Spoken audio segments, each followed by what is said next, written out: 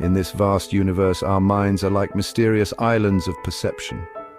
We are explorers in the universe of our thoughts, constantly navigating the complex paths of knowledge.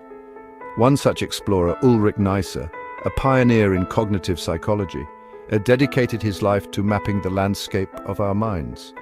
He wanted to understand how we perceive, interpret, and interact with the world around us. Neisser's work is pivotal. He proposed that our understanding of reality is not a passive process. It's not just our senses absorbing information. Instead, he argued that perception is an active and dynamic process. It's a cycle of interaction between our existing knowledge and the information we receive from our environment. This concept, called the cycle of perception, is central to the foundation of Neisser's legacy. It's a cornerstone of cognitive psychology, providing a framework for understanding the complex interaction between our minds and the world. To illustrate this cycle, imagine yourself walking in a forest. Sunlight filters through the tree canopy, dappling the forest floor. Birdsong fills the air. Then you see a flash of movement, the rustling of leaves. Your heart races. Is it a deer or something more dangerous? This is the cycle of perception in action. Your senses, your sight and hearing, gather information from the environment. This sensory information is then processed by your brain. It's compared to your existing knowledge, your memories and experiences. Your brain searches for patterns, for meaning. It draws upon your past experiences in the forest, your knowledge of animals, your understanding of danger. This interpretation process shapes your perception of the situation, which in turn strengthens or sometimes modifies your schemata. Those schemata are then used to interpret new situations, and the cycle begins again.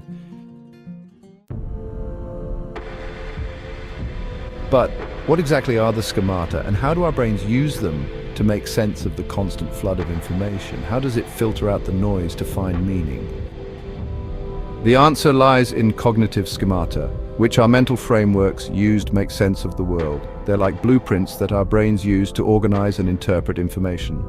These schemata are not static. They are constantly being shaped and reshaped by our experiences. As we encounter new information, our schemata adapt. They evolve to accommodate our ever-changing world. For example, our schema for a dog might initially be quite simple. It might include features like 4 legs, a tail, and barking. But as we encounter different dog breeds, from Chihuahuas to Great Danes, our schema becomes more complex. It expands to encompass the diversity of the dog world. Therefore, we experience the world through our lens of perception. The cycle of perception, guided by our schemata, profoundly influences our behavior and beliefs. It shapes our understanding of the world. Let's say you're walking down the street and you see someone wearing a hoodie. If you've had negative experiences with people wearing similar attire, your schema for people in hoodies might be associated with danger. This pre-existing schema might lead you to interpret the situation as threatening, even if the person is completely harmless. You might cross the street, avoid eye contact, or even feel a surge of fear. Your perception, shaped by your schema, has influenced your behavior. Conversely, if your schema for people in hoodies is associated with athletes or students, you might simply perceive the person as comfortable or stylish. Your reaction would be entirely different because your perception is guided by a different schema. This leads us to consider the peril of preconceived notions. While schemata are essential for navigating the complexities of life, they can also trap us in cycles of misperception and prejudice. Our pre-existing beliefs, often rooted in our schemata, can distort our interpretation of new information. Imagine a scientist deeply committed to a particular theory, encountering evidence that contradicts their long-held beliefs. Their schema, built upon years of research and confirmation bias, might lead them to dismiss the new evidence as flawed or insignificant. This resistance to change, this clinging to existing schemata, can hinder our growth and understanding. It can perpetuate stereotypes and prejudices, preventing us from seeing the world through a clear and objective lens.